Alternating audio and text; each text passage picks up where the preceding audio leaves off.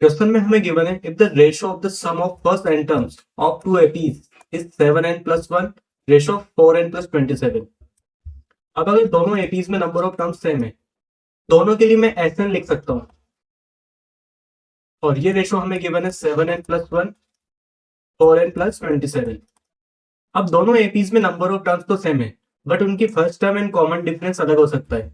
So let us assume let first term is A and common difference is D for first AP, and for the second AP first term is B and common difference is E for second AP। now मेरा numerator वाला Sn क्या होने वाला है, that is n divide by 2 first term का double 2A plus n minus 1 into D, and denominator वाला Sn होगा n divide by 2। यहाँ पर फर्स्ट टर्म हमने b लिए तो 2b प्लस n माइनस 1 और कॉमन डिफरेंस e है equal to 7n plus 1 upon 4n plus 27। अब अगर दोनों में नंबर ऑफ टर्म्स सेम है तो मैं इस n डिवाइड बाय 2 को कैंसिल कर सकता हूँ।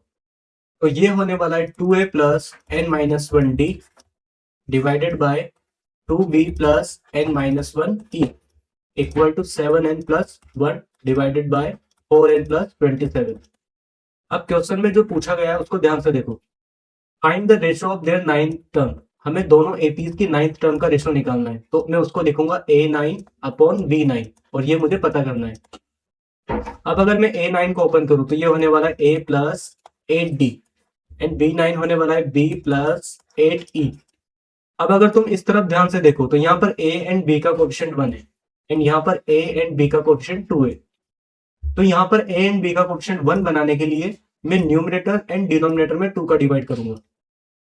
तो अब ये फाइनल एक्सप्रेशन बनने वाला है a plus n minus 1 divide by 2d upon b plus n minus 1 divide by 2e and equal to 7n plus 1 upon 4n plus 27।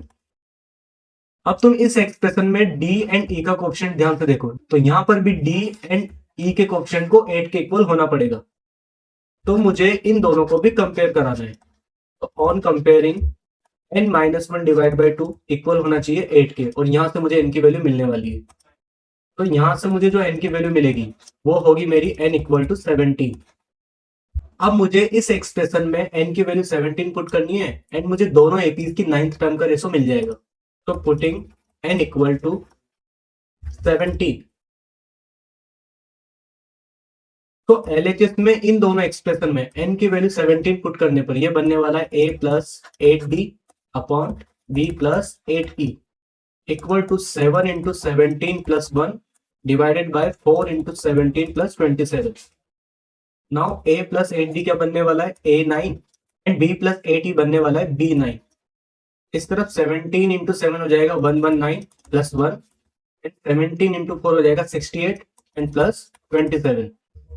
अब इन दोनों को फर्दर सोल्व करने पर न्यूमरेटर बनने वाला है 120 एंड डिनोमिनेटर बनने वाला है 95 एंड 120 एंड 95 को हम कैंसिल कर सकते हैं 5 से। तो 120 कैंसिल होगा 24 टाइम्स एंड 95 कैंसिल होगा 19 टाइम्स।